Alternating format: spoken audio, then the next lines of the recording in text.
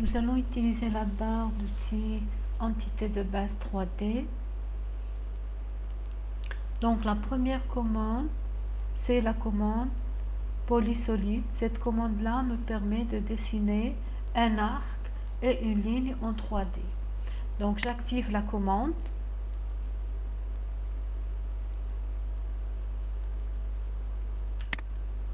Voilà.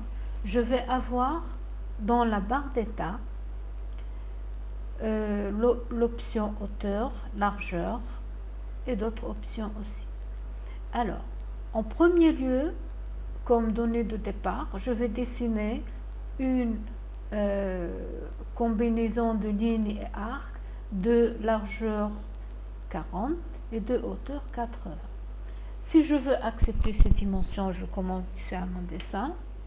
Sinon, je peux changer d'option. Je prends par exemple la hauteur, je prends H.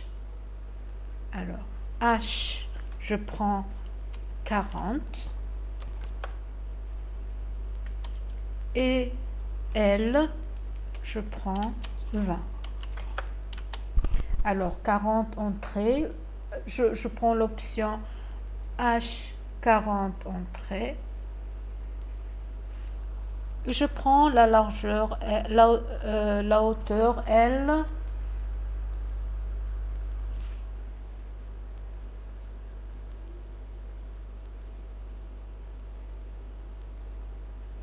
Alors, je prends la largeur 40 et la hauteur 20.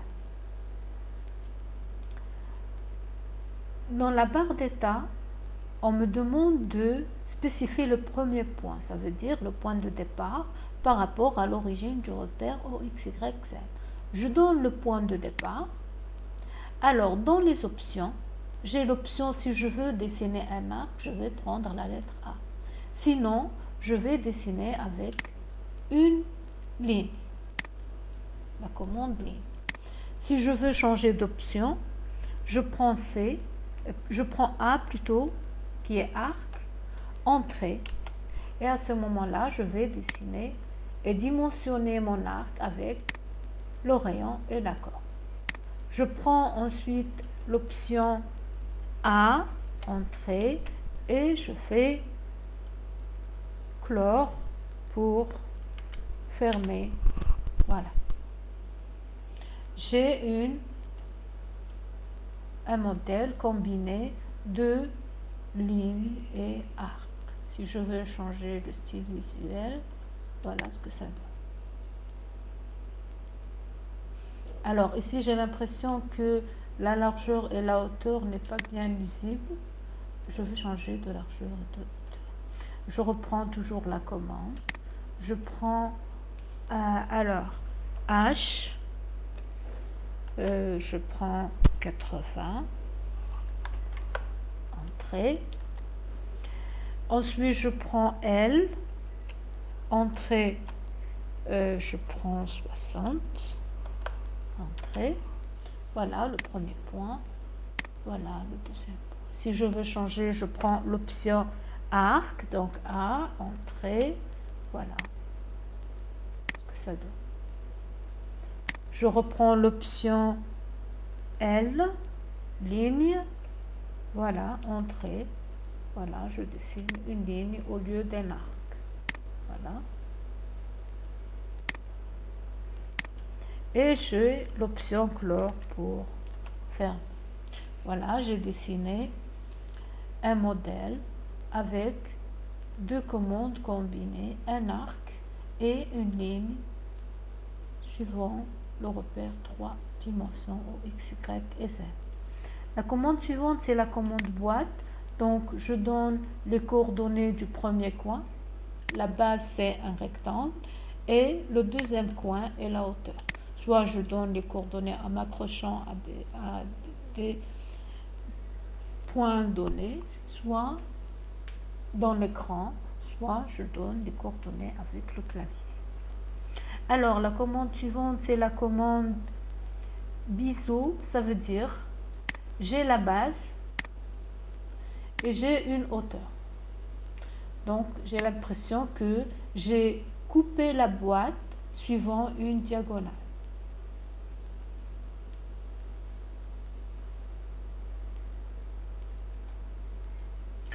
La commande suivante, c'est la commande cône. Alors, le cône est caractérisé par le centre, les coordonnées du centre par rapport au repère, le rayon de la base qui est un cercle et la hauteur. Dans la commande suivante, c'est la sphère. La sphère, elle a le même rayon par rapport dans le repère OXY, c'est de la même valeur. Donc, je donne le positionnement du centre de la sphère par rapport au repère et je donne le rayon.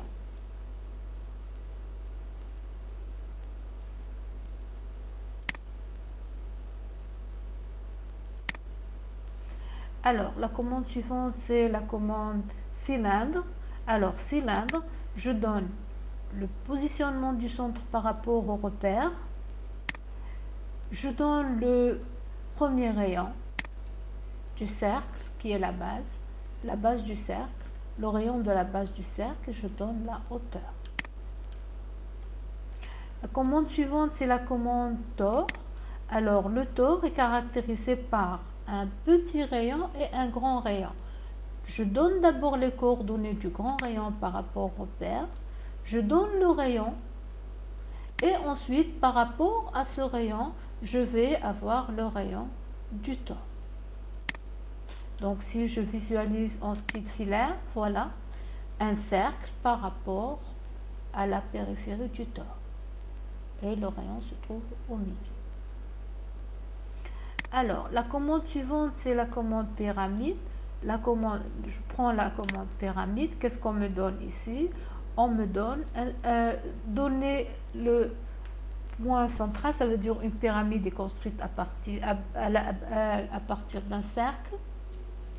Alors, je donne le centre ou bien je choisis l'arête ou le côté. C'est des options, nous avons vu ça avant. Alors, je donne le centre. Ensuite, je prends... est-ce que c'est une pyramide inscrite dans le cercle ou c'est inscrit? On me propose inscrit, j'accepte. Et je donne la hauteur. Je reprends la commande. Alors, la commande pyramide. Je prends l'option côté et je donne le nombre de côtés égal à 6. Entrée. Je donne le centre, je donne le rayon et je donne la hauteur. Voilà.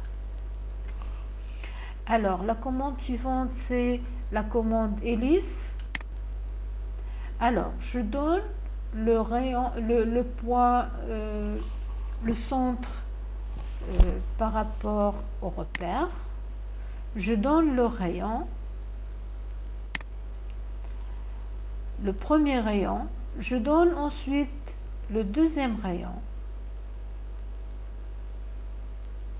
et je donne la hauteur. Voilà. Je peux reprendre ici, donc je prends la commande hélice, je désigne le centre par rapport au repère, je donne un rayon de, par exemple, 400, entrée. J'accepte 400 pour le rayon suivant. Je donne l'option du nombre de tours n, plutôt t, entrée.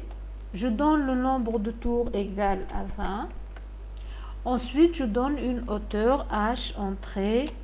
Alors, je prends 500. Voilà. Voilà, j'ai une hélice de hauteur 500 de nombre de tours égal à 20. Si je veux changer, donc je reprends commande hélice. Je désigne le centre de l'hélice par rapport au repère. Ensuite, je donne un rayon de base. J'accepte le même rayon. Je donne un nombre de tours t égale à 10.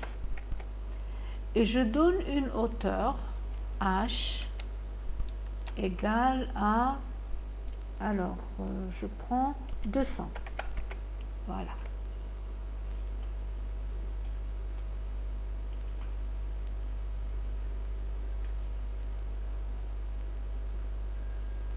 Donc on peut avoir l'hélice suivant les formes qu'on veut, soit un diamètre supérieur, inférieur ou supérieur au diamètre inférieur, ou le même diamètre. Et le nombre, il faut donc on peut paramétrer suivant dans la barre d'état, selon la barre du dialogue. Alors voilà.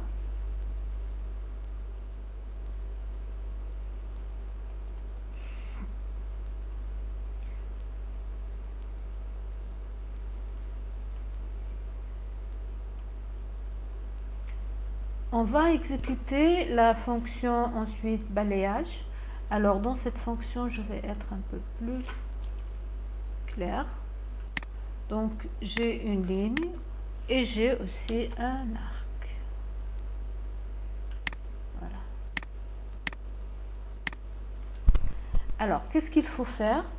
Il faut dessiner une forme qui doit être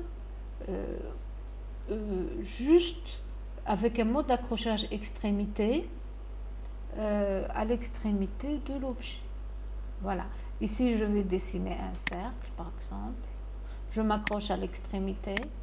Donc, je veux que cette forme-là, suivant la commande balayage, je veux que cette forme-là va balayer toute la trajectoire de la ligne. Et je donne une autre forme ici. Voilà, par exemple, un rectangle. Je veux que ce rectangle-là va balayer toute cette trajectoire curviligne. Donc, je vais prendre la commande balayage. Dans la barre d'état, on me demande de sélectionner l'objet à balayer. Donc, la forme que je veux obtenir. Je vais sélectionner la forme. Je valide avec entrée. Je sélectionne la trajectoire. Dans la barre d'état, on me demande de sélectionner la trajectoire à balayer. Je sélectionne la trajectoire à balayer. Voilà, j'ai la forme de l'objet. Je reprends, commande. Je sélectionne l'objet à balayer, entrée. Je sélectionne la trajectoire. Je reprends, voilà. Commande. Je sélectionne l'objet à balayer, entrée. Je sélectionne la trajectoire.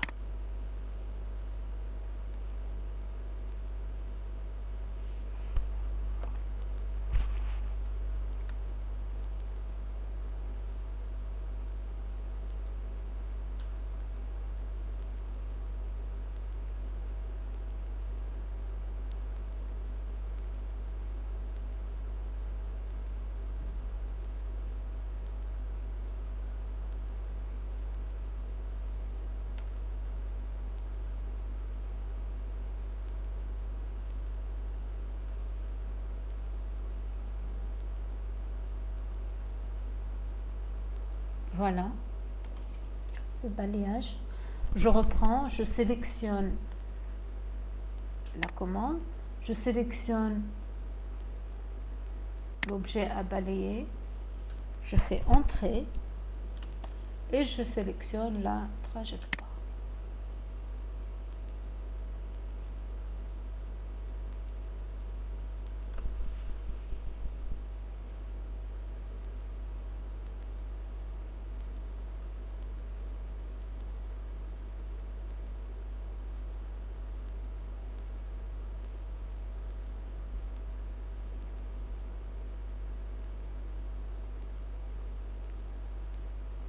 Voilà.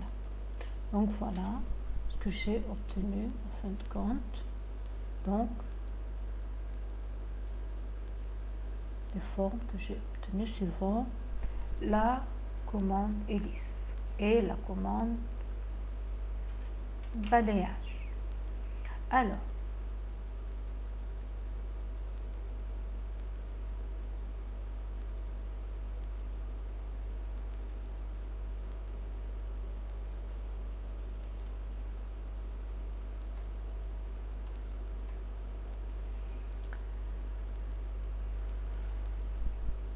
La commande suivante, c'est la commande révolution. Ça veut dire donner une forme quelconque.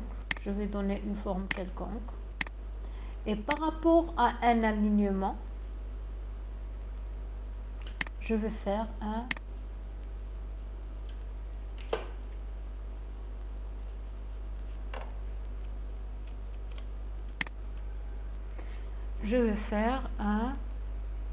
une révolution. Ça veut dire, on va voir ensemble. Alors, je vais faire la commande révolution. Dans la barre d'état, on me demande de sélectionner l'objet qui fait la révolution, qui subit la révolution. Je prends la forme. Je valide avec entrée. Ensuite, on me demande le point de départ de l'axe par rapport auquel je vais faire la révolution. Je prends un point et on me demande l'extrémité de cet axe. À ce moment-là, j'ai l'objet qui va faire la révolution par rapport à cet axe. Voilà. Alors, ici, on me propose 360 degrés dans la barre d'état. Je peux accepter 360 degrés, je fais entrée. Ou bien, je peux donner un angle quelconque. Voilà, 360, j'accepte. Voilà la révolution avec la forme que j'ai donnée. Je reprends un exemple. Donc voilà, je reprends une forme quelconque. Je peux faire la forme que je veux. Voilà. Je prends un alignement par rapport auquel je vais faire la révolution. Je vais sélectionner, voilà, sélectionner la commande, sélectionner l'objet, entrée. Je vais sélectionner un point et ensuite un autre point. Et au lieu de prendre 360, je vais prendre par exemple 120 entrées. Voilà, j'ai une révolution par rapport à cet alignement d'un angle de 120 degrés. La commande suivante, c'est la commande lissage. Alors, comment on fait ça? Je vais prendre des formes quelconques. Voilà la première forme. Ensuite, je prends une autre forme, le nombre que je veux. Voilà. Ensuite, je reprends cette section. Ce sont des sections. Et je reprends une autre section si je veux. Quelque part.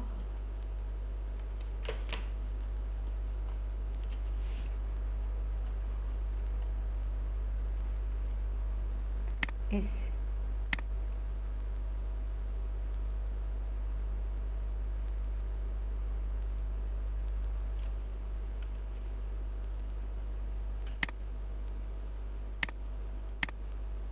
Voilà. Je vais exécuter la commande lissage. On me demande de sélectionner les coupes dans l'ordre. Je vais sélectionner la première coupe. Voilà. La deuxième, la troisième, le nombre de coupes. Je peux m'arrêter ici comme je peux continuer. Alors, je valide avec entrée. Voilà, je vais avoir un lissage qui va passer par ces sections. Alors, le curseur n'est pas à l'état initial, ça veut dire la commande n'est pas encore terminée. Donc, si je veux reprendre, corriger le lissage, ou bien si j'accepte, je fais entrer et à ce moment-là, la commande est validée.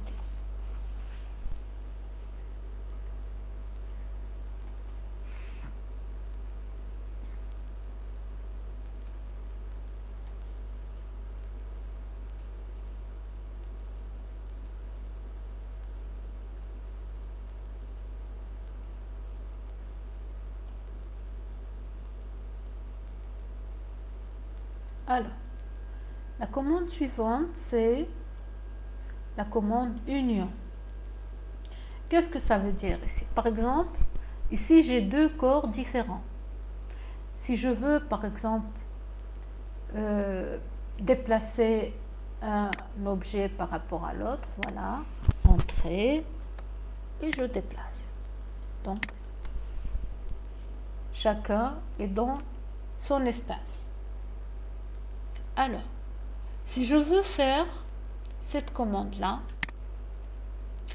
quand je fais par exemple, je change de couleur, je sélectionne un objet, voilà, et je vais changer de couleur. Je prends par exemple vert. C'est l'objet sélectionné en question qui subit le changement. Si je prends la commande union, ça veut dire que je vais unir des objets et par la suite, ces objets-là vont subir la même commande. Donc je vais prendre cet objet, et je fais entrer.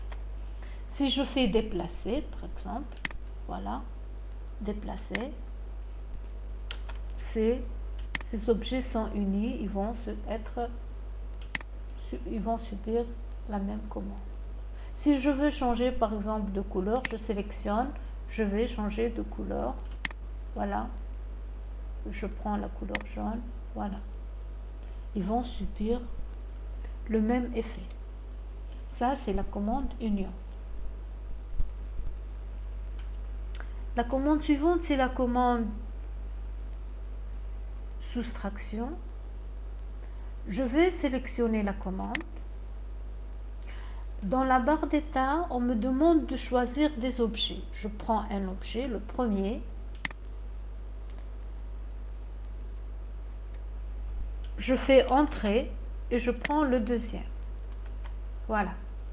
Alors, le premier va rester et le premier choix que je fais va rester. Le deuxième va disparaître. Je répète. Donc, je vais faire la commande. Je vais sélectionner le premier objet. Celui-là que j'ai sélectionné, le premier, va rester. Je fais entrer. Ensuite, je sélectionne le second et je fais entrer et c'est le second qui va disparaître et le premier reste.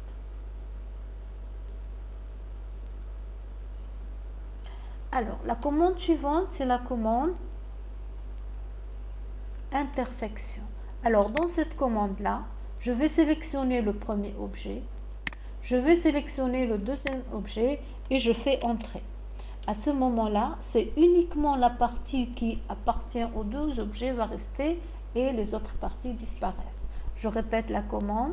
Donc voilà, la commande intersection. Je sélectionne le premier, le deuxième et je fais entrer.